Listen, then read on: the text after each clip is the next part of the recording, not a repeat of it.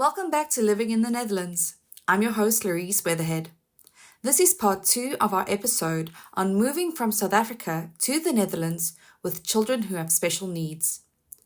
If you haven't heard part 1, I recommend starting there. Joining me again are Jesica Liebenberg, my colleague and an international recruiter at Ira Olaf's Globetrotters, who recently moved here with his son who has special needs, and Elizette now, an immigration consultant at Expat Relocation and Immigration Services, who guided Jesica through the process. In this part, we'll cover support organizations, costs, how things differ from South Africa, and advice for other parents making this move. Let's dive in.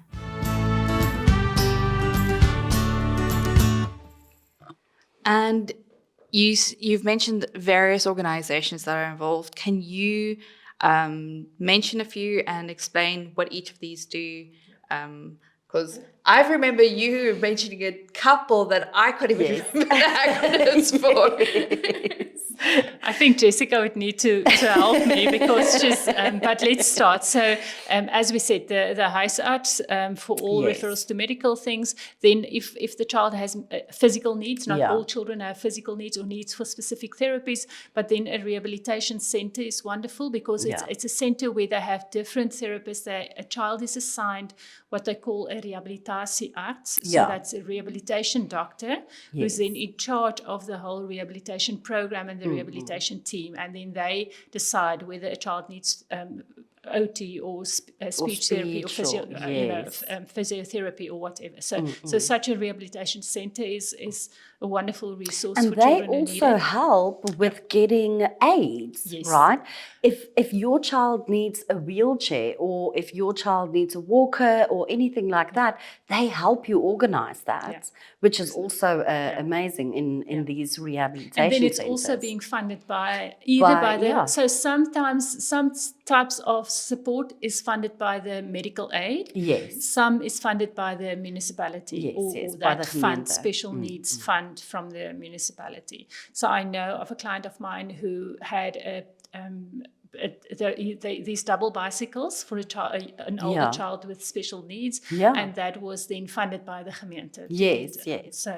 So like right now with Bjorn, they were looking at a new wheelchair for him that might suit him better. But after a visit from the VMO at the gemeente, they actually said, you know what, because Bjorn can't propel himself, a buggy would actually suit him better. So we are in the process of getting a buggy now for him, which is amazing. They already set us up with quite a nifty chair that he can sit at in home for eating and so on. And that was through the medical aid, but through the rehabilitation center, right? Which was also amazing, I must really say. And it was so interesting because we said to them, look, we've got a bit of a limitation. We've got a very small car, okay? We have a Fiat Panda, so the boot space is only like this.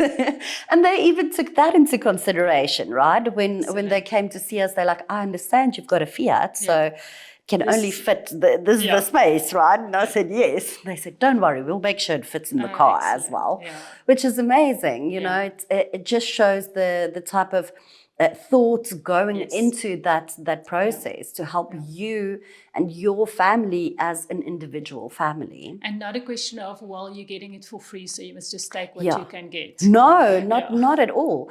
And what is quite nice is that these type of aids that they give you is on a loan basis, okay? So as your child grows older, they replace it with something that is more suitable for their age as they grow, which is also quite amazing.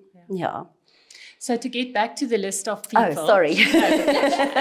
So we've got the rehabilitation center, the doctor. Then we had to make contact with the jeugdconsulent from the gemeente. So that's also quite an important person who needs to arrange things. So like the huisarts, being important in terms of access to specialists in terms of medical issues.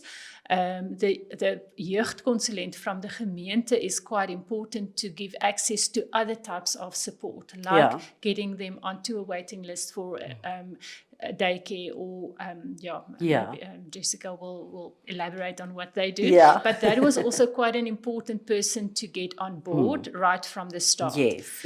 And then through the jeugdconsulent of the gemeente, you have then Sherpa was the one organization that you're working or with. Unitas.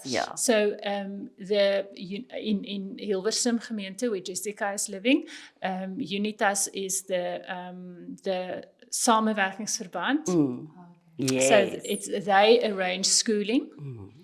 And Sherpa is the organization that arranges other kinds of support. And Jesica can elaborate on what they do, support at home. Yes. So what Sherpa actually does is if your child is not in a school as yet, right? They start looking at how can they support you in the meantime. While your child is on these 18-month wait lists or whatever the waiting list might be, they then look at individuele begeleiding. So individual training, guidance. So they will then come to you at your home, look at how can they help you make things better for you at home. They also teach you different methods, different ways of actually working with your child, because they understand that you are not a trained professional, right? So they give you certain tools and certain things that can help you cope with your child at home while you are then on the waiting list for a dagsorg or a school or so on. And they have also been really amazing. Sherpa actually came to visit us yesterday at home, and they even looked at the bed that Bjorn was sleeping in, and they said to me, "This is not a good bed for him to sleep in. He will fall out of it." So they even look at aids as well. They can give you different referrals. Like they also gave me a referral to the Mantelzorg organization, which is another organization from the gemeente. And they specifically focus on supporting you as a mantelzorger. So they have different support groups, not only for the parents, but also for the siblings. So Bjorn has got an older sister as well. She's 13, a very teenager-like. And it's a whole different story for her, right? Schooling for her was like nothing. We ended here. She had a bit of her vacation, and then she started school. Tall school, and she's now already on her way to a normal Dutch school. I'm so impressed. So they help with all of that as well. And how can they help you make your life better at home and give your child the best possible care? And then just quickly about the mantelzorg, that's something that's really gets a lot of attention in the Netherlands. So just I don't know what the English translation is, but it's really for family members who care for chronically ill or people with disabilities. So and as Jesica said, they support the whole family, parents, but then very often siblings also. So they would do nice outings for them. So it's really just acknowledging, and that's something that I don't think everyone always knows what it takes of a family who lives with a child with serious needs, and how much it impacts on the whole family's functioning, and then also that in a country, in a first world country where there's a bit more money, that even the sister or mum and dad, there are things in place to support them, and I mean there are organizations where children with special needs, and obviously Bjorn is still very young, but I mean there's like a camping just for children with special needs, and they run a whole, it's an island that is only for children with special needs. When they're now in teenagers or whatever, they can go camping there. They have they do all kinds of things, windsurfing, and all kinds of these adaptive sports and stuff. They have places where children can go for a weekend to just give the family a break, so they can do like weekend sleepovers once a month or every second month, also arranged through the gemeente to give the rest of the family a bit of a break and to say, okay, so there are so many things available. But really just to be able to access it in the moment that you're in the system and you have people looking out for you, you have someone from the gemeente and the different organizations, they then still refer you on to other organizations. Yeah. One thing about the mantelzorg as well is they help you look after your mental well-being, which is amazing. And that is something that's quite big here in the Netherlands, is being sound of mind and being happy and healthy mentally.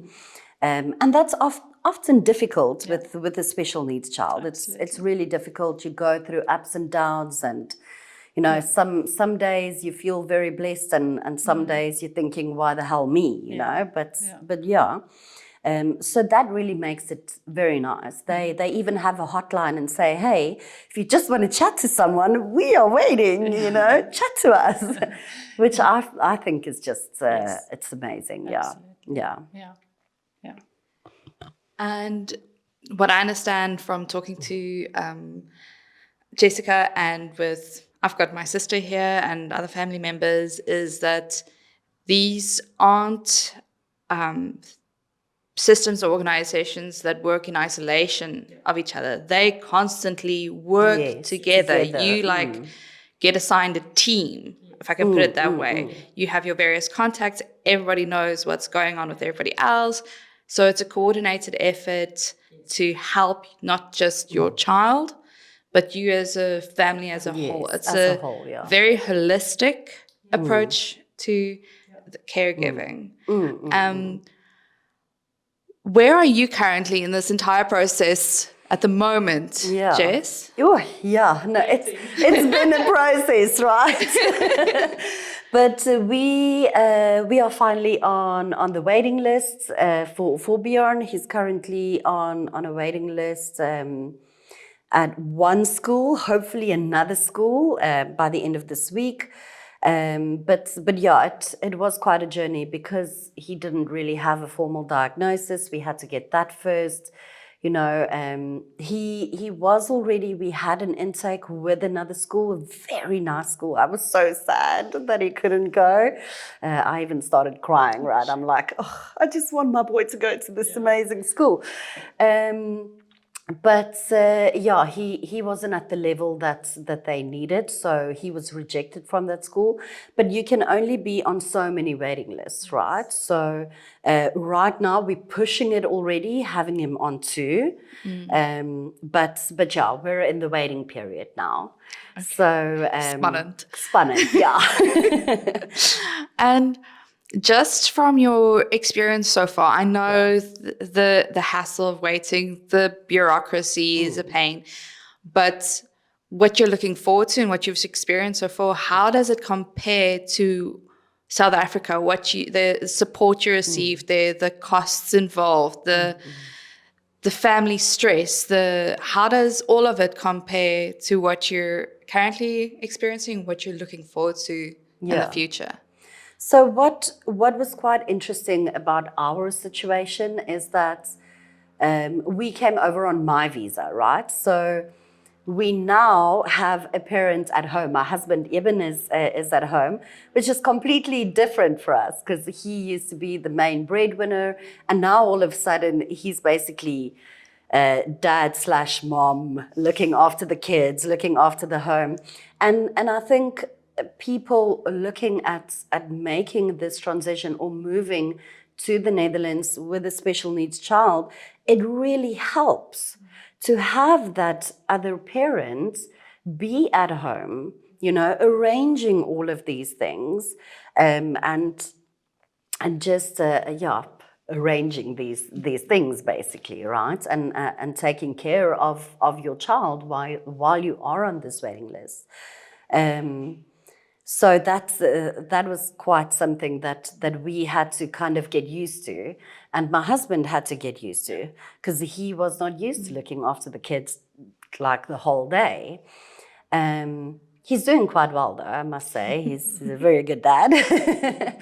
But yeah, what am I looking forward to? Definitely getting Bjorn into a school. That's like I think we're going to celebrate so hard when that happens. Because Evan is also like, I want to work. I love spending time at home and bonding with Bjorn. But as an adult, I also need my stimulation, right? Which I totally get.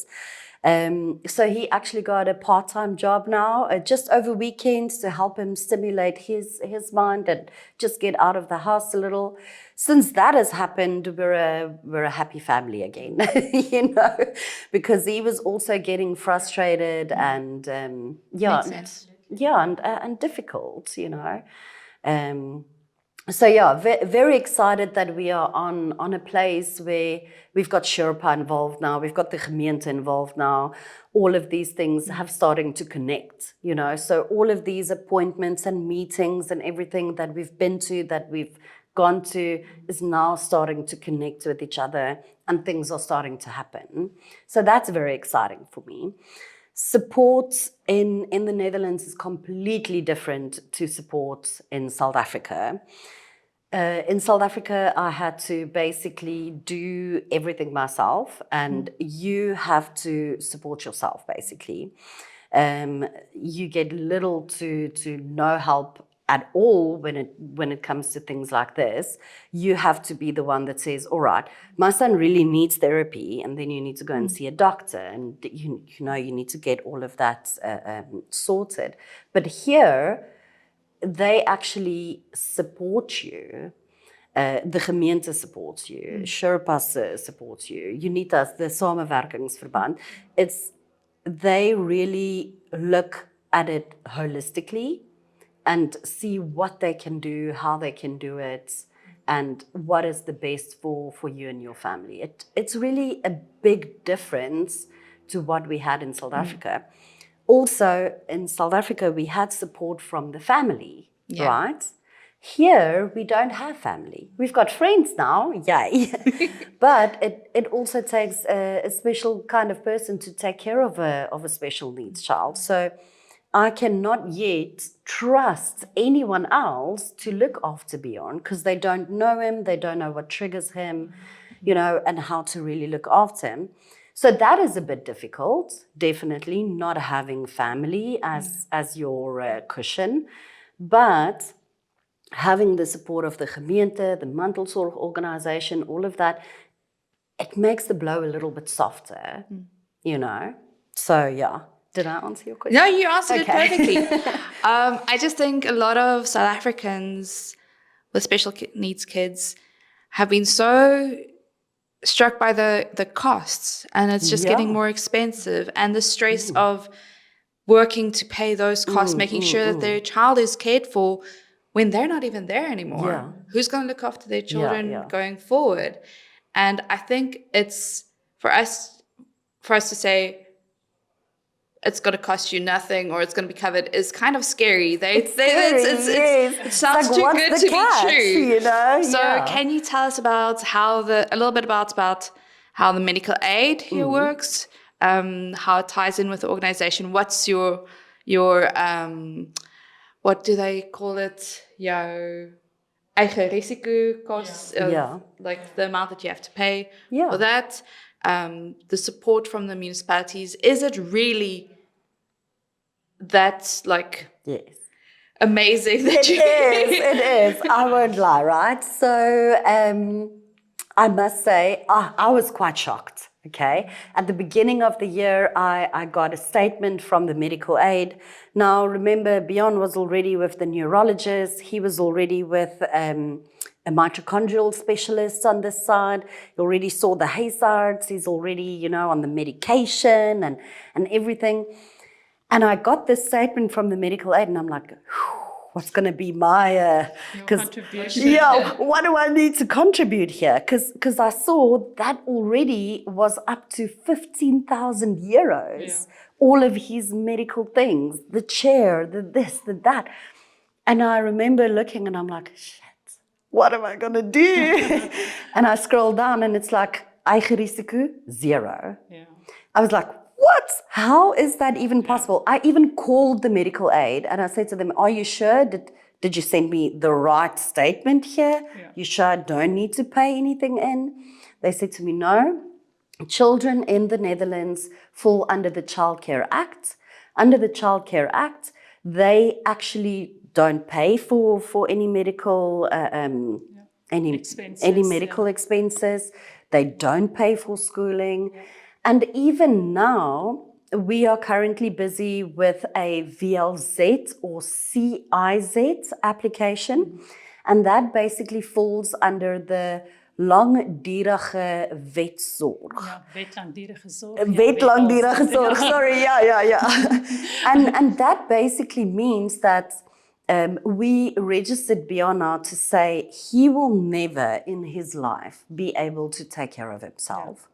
He will never be able to be left alone or anything like that. So with that, they when you apply for the CIZ, that basically means that for the rest of his life he is covered under the CIZ Act. And it's a payout that he gets. It's every a payout, month. Yes. So actually, I get 2 payouts for Bjorn, which is very, very nice. So we get a kindergebonde budget every month.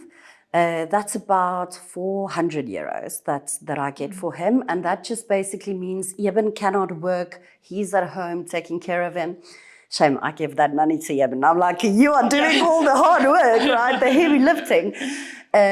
So I get that every month. And then on a quarterly basis, we also get the kinderbijslag. Yeah. So kinderbijslag is for all children in the Netherlands. But if you've got a special needs child, you get a double kinderbijslag. So just double the amount. So for Bjorn, his kinderbijslag single would be 300 and then double would be 600. Yeah. So that you get on a quarterly basis. And that's also to help buy clothes, buy anything that your child needs, you know.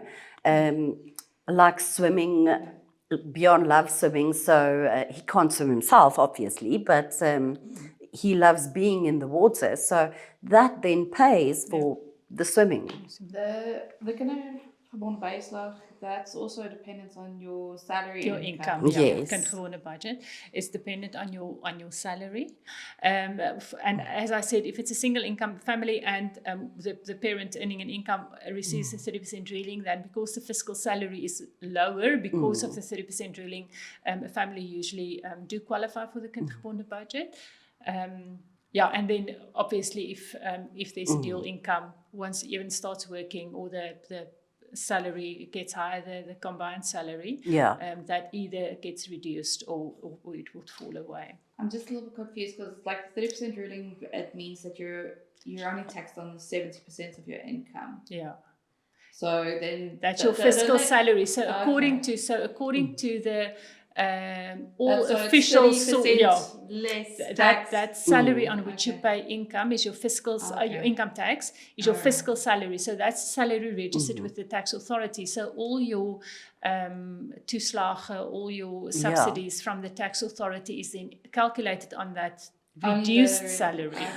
So you then have a higher.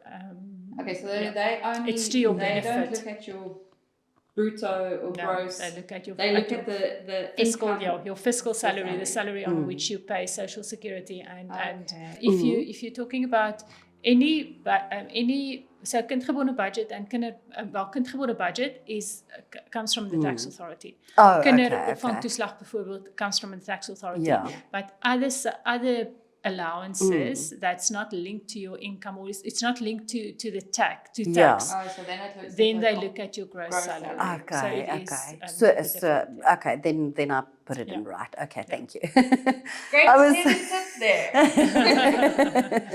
Definitely. But so what bits of advice do you have for parents coming over to the Netherlands with special needs kids? Stuff from documents to who you must contact, what they must take into consideration. I think something that can be done in South Africa, if at all possible, is just to have as many as possible up-to-date reports. And as Jesica said, the fact that Bjorn's diagnosis wasn't finalized yet cost them a few months here because in the Netherlands, a lot of decisions are made on the proof. diagnosis. I have a diagnosis, or I have an IQ, or I have a level of functioning, but they're looking at numbers and facts. They're not looking at, let's just look what Bjorn can do and we'll make an estimation of where we should place him, kind of thing.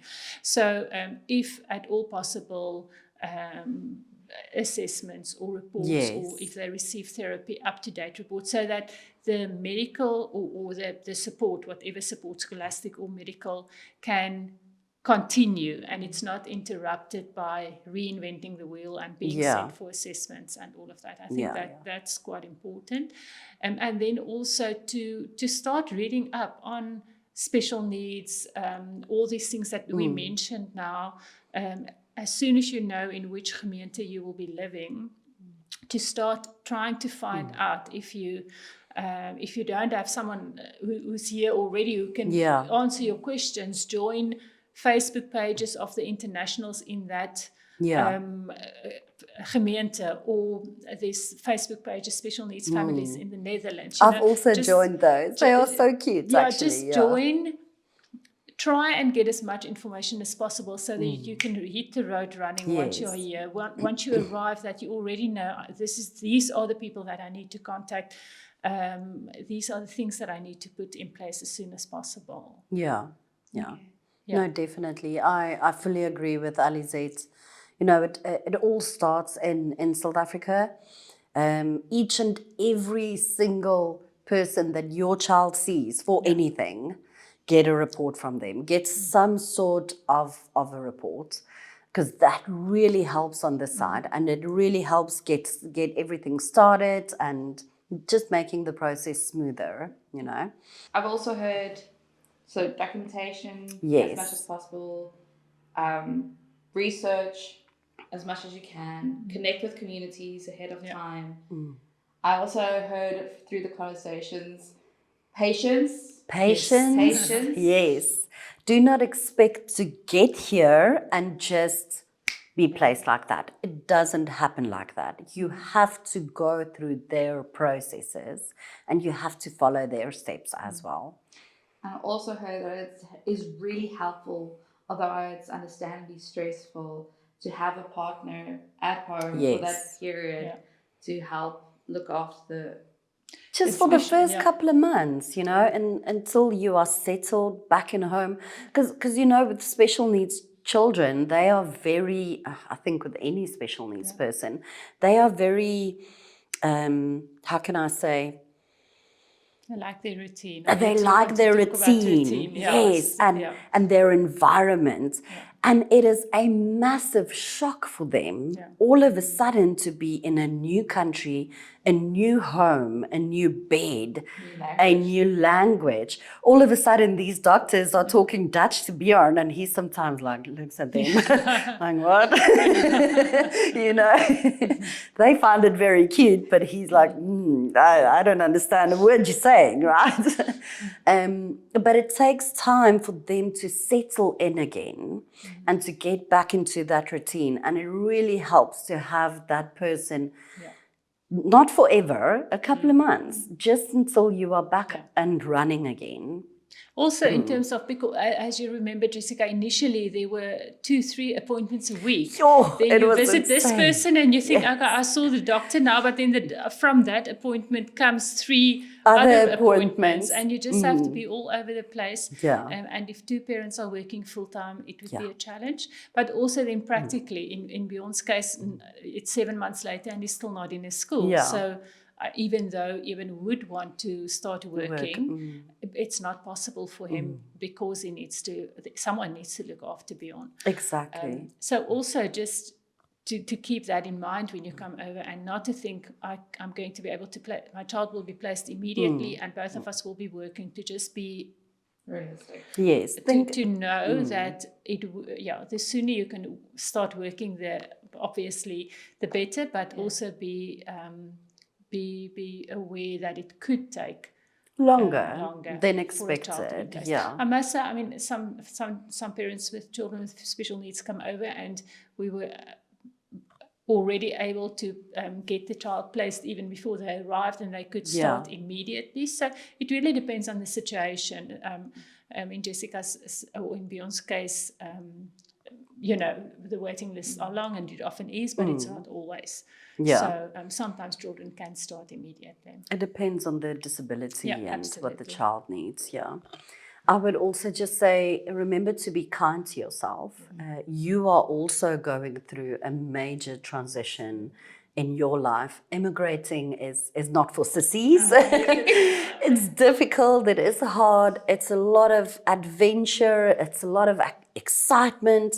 But there's ups and there's downs. And if you are kind to yourself and to your family, it's just so much better and so much easier, right, to navigate through all of this. Oh, thank you so much, guys. That was incredibly insightful. I've learned quite a lot, and I think our viewers and our listeners have too. Is there anything you'd like to say or mention before we end off our podcast for today? Well, I would like to take the opportunity and just thank Elizette for all of your support and guidance. Without you, we wouldn't have been as far as we are now. It's really been a journey, and you've really been a solid rock for us and really good support. So I would like to thank you for that. Thanks, Jessica. I would definitely recommend your service to anyone looking. It's really only been a pleasure, and I think to me it's I can't say it's as frustrating as for you. I think the big challenge, as we've mentioned many times, is the waiting list. But it's really just my absolute pleasure to be able to assist families. I know how hard it is to immigrate even without children. Yes. Louise immigrated without children, and it was already difficult. With children becomes a bit more difficult, but then if you really have a little vulnerable one at home, needing so much extra, it just adds to that. So I think to me it's really still my passion to be able to support families through this. And I could feel that passion, right? Definitely, 100%. Brilliant. Thank you so much for joining us today, listening to our podcast. We hope you've enjoyed it and that you've learned from it. Please like and subscribe. Bye. Bye-bye.